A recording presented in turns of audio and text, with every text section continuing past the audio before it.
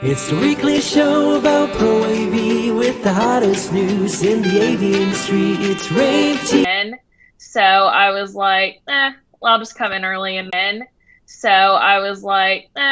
just come in early and we'll just do it from the office. So yeah, we're both here.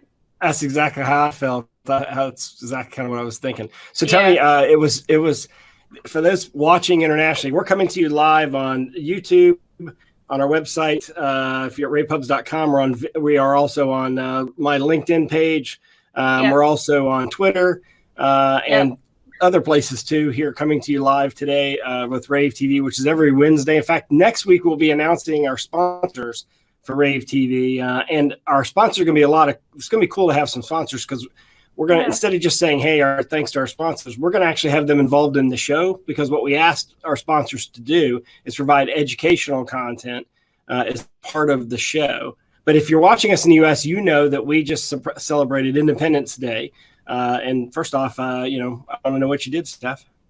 Okay, well, the 4th of July is like a little bit of a traumatizing holiday for me, and it is because every year I am tasked with going to South Carolina to buy fireworks, because in North Carolina we can, I guess, set off fireworks that we get from elsewhere, but we can't buy them here. Like, you can buy like the little firecrackers and stuff, but you can't buy like the good fireworks. So if you want to go and get some to shoot off, you have to go to South Carolina.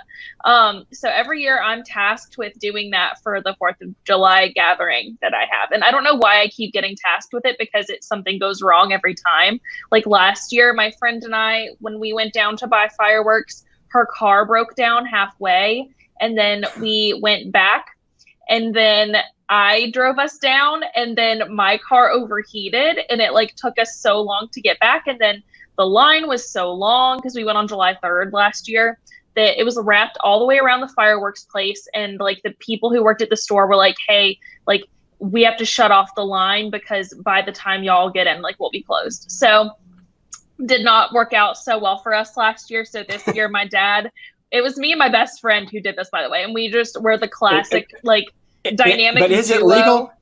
Is it legal to set them off in North Carolina? I'm not sure that it is legal. Is it legal? Probably not. But that's on me, I guess. But like nobody cares, because like we'd always just do it in my best friend's neighborhood, and like her neighbors would like come out and watch with us, so it was like fine. But this year, my dad was like, you two idiots, I am not letting you do this by yourselves. You need adult supervision. So my dad drove us to South Carolina and back to make sure that like we wouldn't get into any more trouble. And this year we did do better. We bought like $300 worth of fireworks. We were like ready to set them off. We had set them up in their backyard, but we set them up like a little too close to the house, and we had some friends over. And so, like, Gary, you know Haley Waxman, right? Oh, yeah. Yeah. Love Haley. Yeah, you know Haley. So Haley was over there, and we were setting up the fireworks, and Haley was like, you're setting those up too close to the house. And I was like, no, it's fine, because on 4th of July, I also feel like I am invincible, and I can just light everything on fire, and nothing bad's going to happen to me.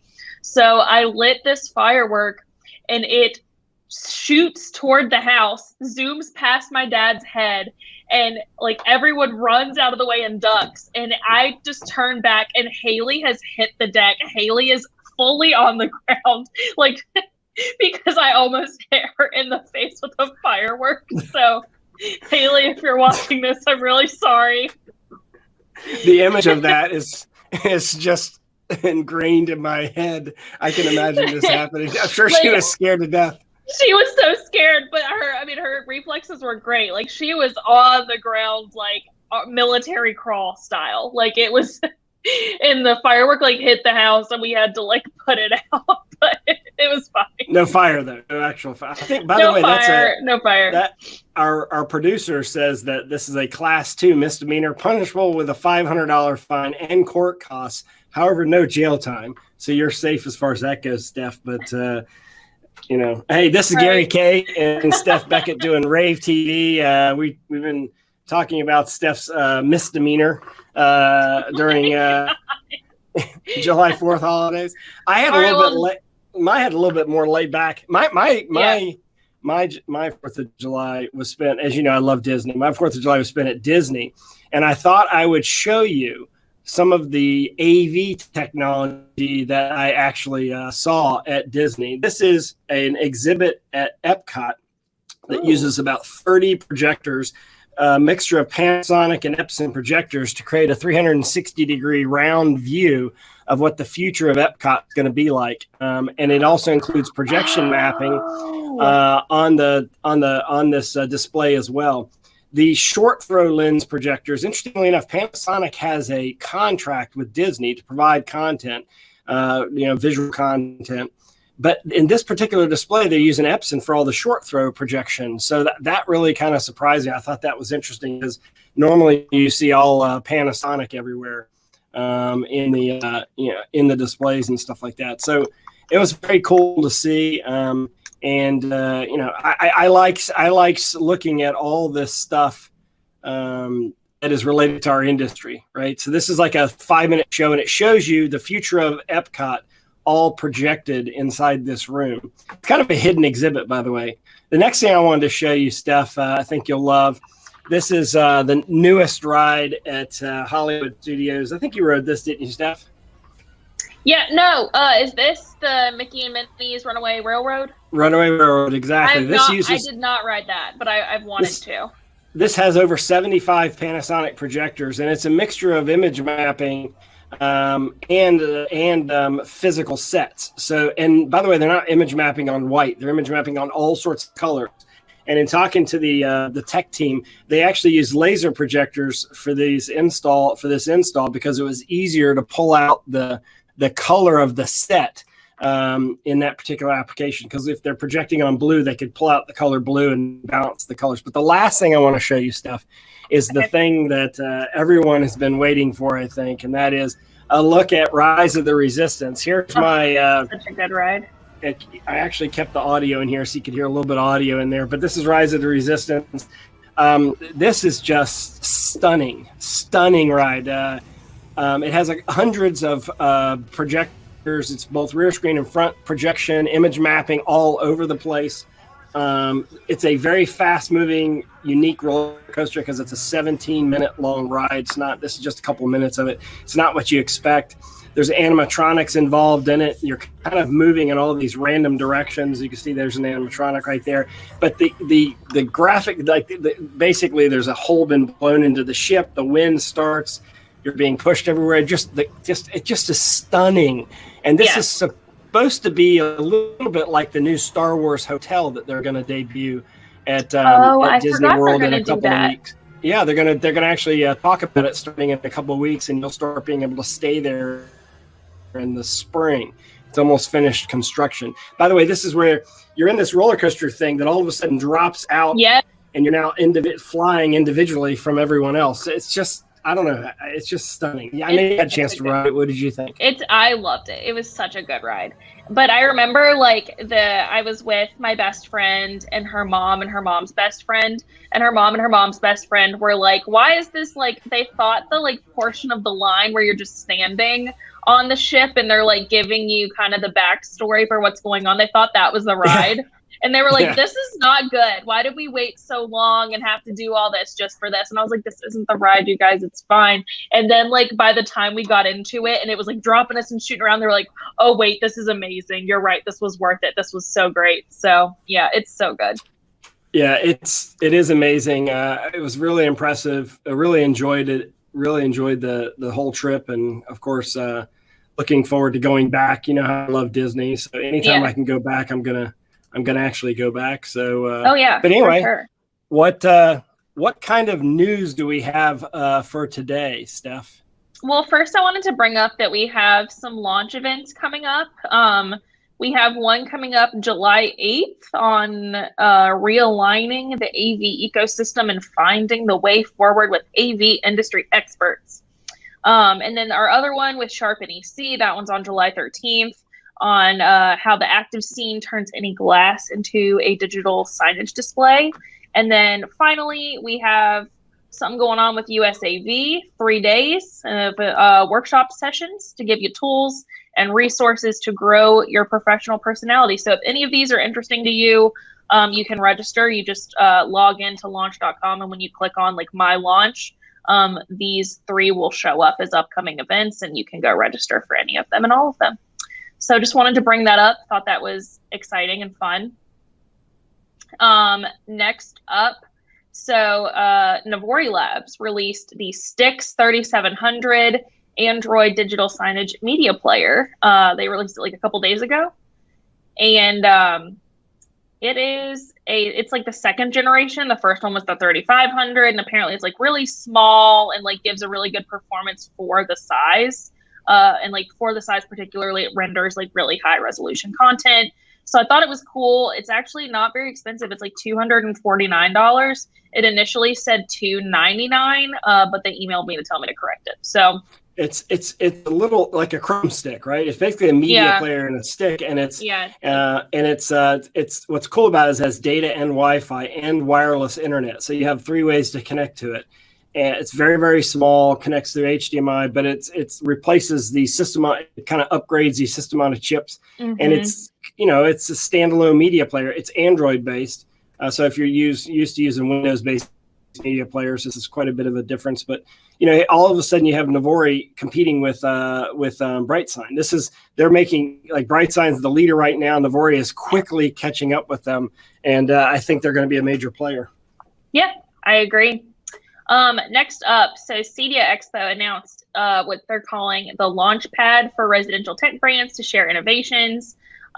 This was previously, what was it called? Innovation Alley, I think was what it was formerly called. But they just wanted to rebrand it and kind of give it like this modern look for just like really letting you know that like this is like new technology for residential. And I just wanted to add it because I'm just so excited to go to CEDIA. I'm just excited. I talk about this every week, but I just cannot wait to go to a trade show and just be there, run around, look at booths, meet people. Like it's one of those things where you don't realize what you had until it's gone, Yeah, totally agree. And by the way, we are all these stories that we're covering are on ravepubs.com. So everything we're covering is available on our website at ravepubs.com.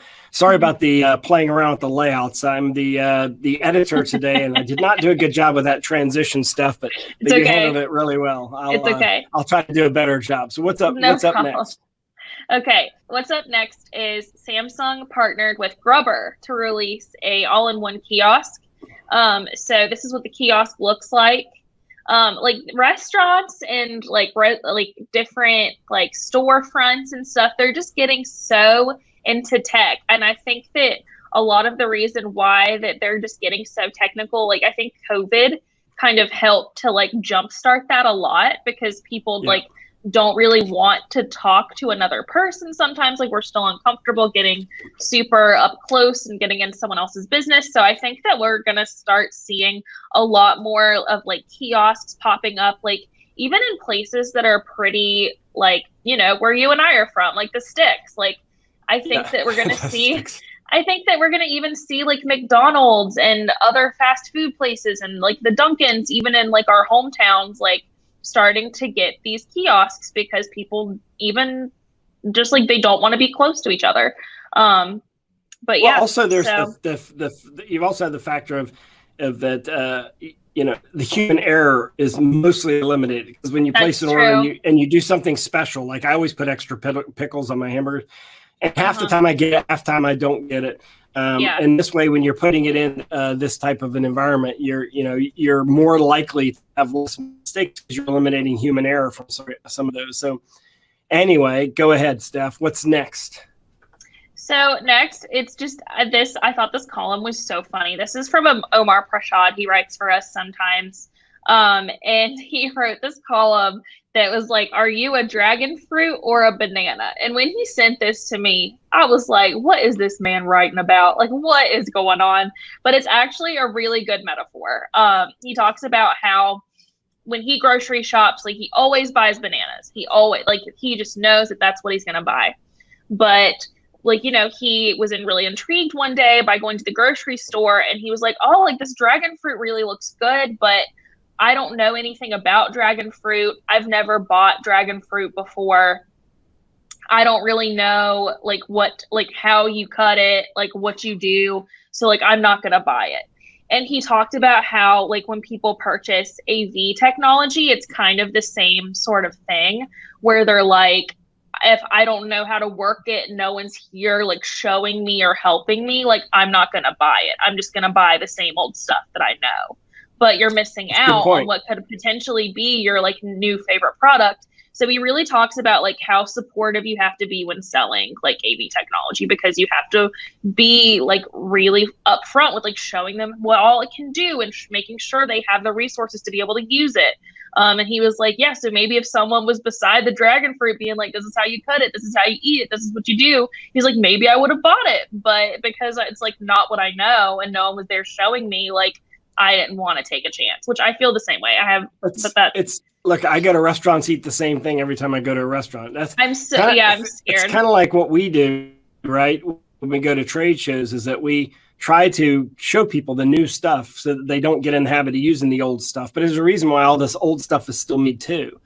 This is Gary K and Steph Beckett. We're coming to you live with our weekly show, rAVe TV, and we're kind of just reviewing the stories of the week, the things that we found interesting. Steph, we have any other stories? Yeah, we do. So this is the case study of the week. This is about Panasonic and could they hold the key to the future of the shopping mall? So this, I just thought it was interesting. And we were talking about Panasonic earlier and everything that the company was doing at Disney World.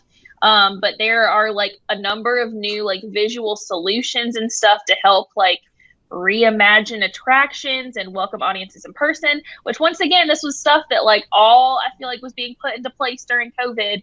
And now it's like coming into malls and like different other like shopping areas to like entice people to come in and like look at this technology. It's so cool. It's so different. Like, come on, come shop. So I think that like they're doing like a 360-degree entertainment center, and it's experiential gaming. Yeah.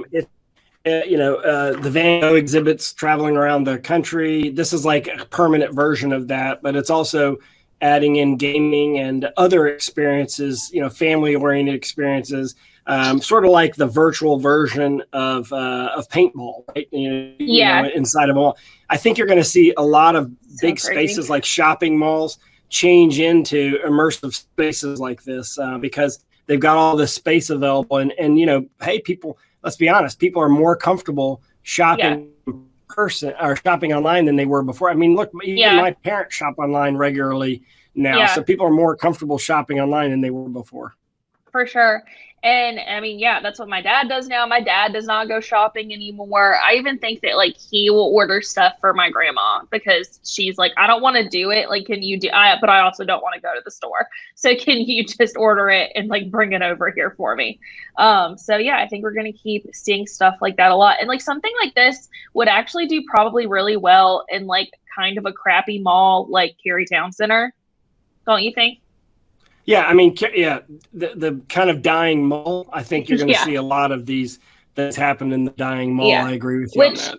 But, Cary Town Center is going to be okay because what's that company that's like moving their whole office into there? Epic Games, the company that makes the company that makes the most popular one of the most popular games in the world right now, Fortnite is buying the entire mall.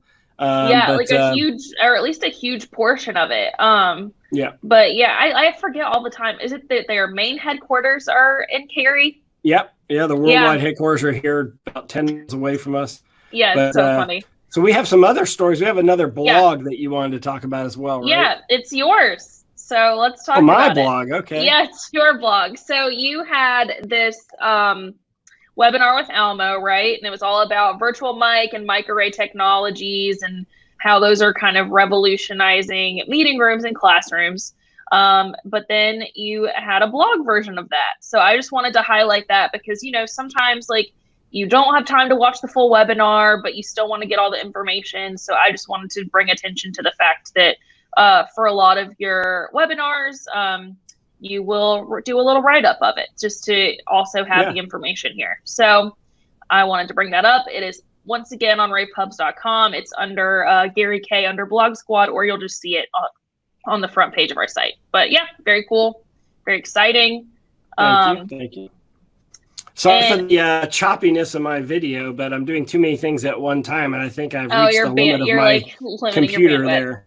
But, no worries. But at least you can hear me, and hey, not seeing me is perfectly okay. Go for it, Steph. Tell us about the TikTok story that you want to talk about. Yes, I wanted to talk about this. It's like more of a technology story than technically an AV story, but I do think it's useful for the AV community to know what's going on with different forms of social media, going on with different forms of technology. So TikTok is testing a feature that lets you pay for a video from creators. So it's sort of like, if you guys know what Cameo is, that app that you can download and you can like pay kind of like a D-list celebrity to like make you a video that's like, hey, happy birthday or something. Like a lot of people will do it as like gifts for other people.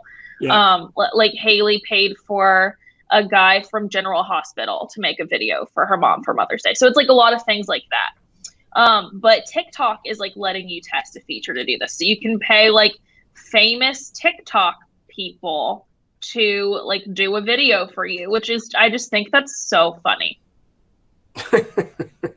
I think you'd have to really be into TikTok to even know who these people are, obviously. But like, that's what kids are into now. Like that is what, and I say kids, I mean, a parent like doing this for their like kid for birthday. Yeah, I mean, a parent doing this for their kid for birthday, I get it. But I don't know that as a parent, I would even know who the popular TikTokers are. So I'd have to kind of trust the platform that they're sending me the right direction if I did something like that. But hey, I don't know. Again, I apologize for my video locking up, but hey, my production is still working, Steph. Can you believe that? Production of this is still working, even though my video is not great. Fantastic. But we're almost at the end of our show. Yeah, we are. We do want to end on a little bit of a somber note, but at the same time, celebrate somebody that means a lot to us. 1 year ago, yesterday was for our first anniversary of losing Kelly. Kelly was our longtime accountant here. She was with me for almost 15 years, 14 and a half years, actually. She was here in different roles, but always handling accounting in our company. And she passed away due to complications, due to COVID. So we are actually taking off this week, the early part of this week. In fact, technically we're supposed to be off today, but we're here doing a service project in memory of Kelly. And because she was so, she would take off every Friday. She was the impetus for us taking off every Friday and volunteer, which our company does every week. So we just want to shout out to Kelly for everything she did for us to get us to where we are today. And we wouldn't be here without Kelly. Yeah. So, yeah. And I'm excited about the service project we're doing. We're actually putting together like little goodie bags for families who are staying at the Ronald McDonald House of Chapel Hill, which I don't know if people watching are familiar with Ronald McDonald House, but it's a nonprofit that's owned by McDonald's. And the nonprofit will kind of help. They normally set up like there's a place around a local children's hospital. So because we have UNC Children's, that's their partner. And they will help families like give them somewhere to stay and like make sure they have like good meals while their kids are in UNC Children's for like an extended care or emergency surgery or multiple things. So it's a really great nonprofit. And I have friends who work there, so I was very happy that we are getting to partner with them for this and just, spend the day thinking about Kelly and thinking about something that she would want us to do, which is to give back to this community, which we all love so much. So very happy. Yeah, she'd be proud of this service project. And so we send our love to her family, to all those in the industry that talk to Kelly. We very often got comments similar to the comments we get about you, Steph, that they love talking to Kelly because she has a really Southern accent and it's really kind of easygoing. It's kind of like, so we want to send off today's episode with a tribute to Kelly. So thank you for watching. Of course, we're on every Wednesday from noon to about 12:25 Eastern, and we will tell you who our sponsor is next week. But in the meantime, we love you, Kelly, and bye-bye. Bye, everybody. It's the weekly show about Pro AV with the hottest news in the AV industry. It's rAVe TV. Give it up for Steph and Gary.